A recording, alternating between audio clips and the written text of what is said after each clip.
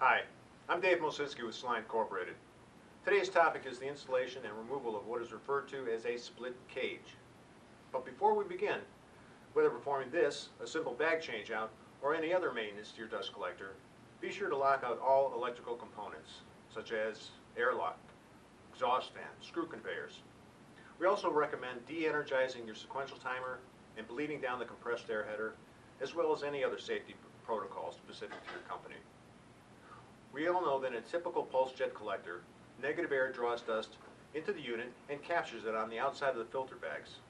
And the purpose of the cage is to hold open the bags, ensuring they don't collapse on themselves.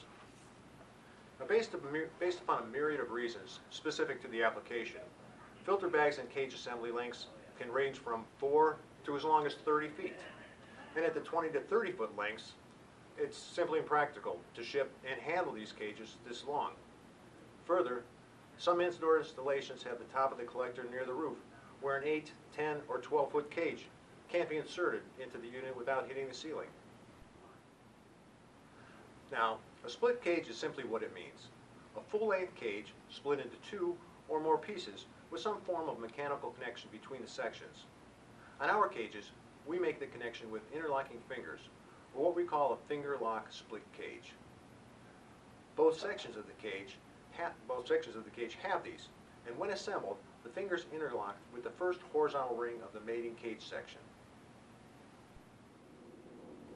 Of course, first one has to install the filter bag, and as shown in a previous video, put the bag into the tube sheet.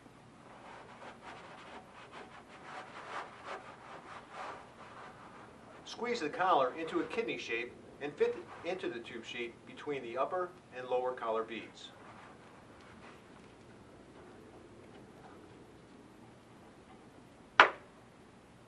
Once snapped into place, insert the lower section of the cage into the bag and place a wooden dowel or hammer handle through the cage under the second horizontal ring below the fingers, making sure the cage doesn't fall into the bag.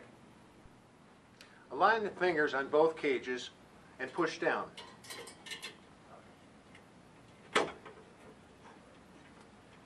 This allows a crimp on the fingers to nest on the mating horizontal rings. Should you have a 3-section cage, repeat the same exercise. With the final section in place, drop the cage into the bag. Removal of the cage will require disassembly of the sections. Pull the cage past the second horizontal ring after the finger lock connection, and again, place a dowel or hammer handle through the cage, ensuring it won't fall back into the bag. Press your thumb against one of the fingers of the lower cage and push the upper section away from you to begin separation. Rotate it to the next and to the next until the upper section breaks loose.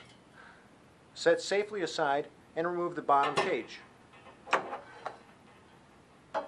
And this is proper installation and removal of a split cage for a pulse jet dust collector.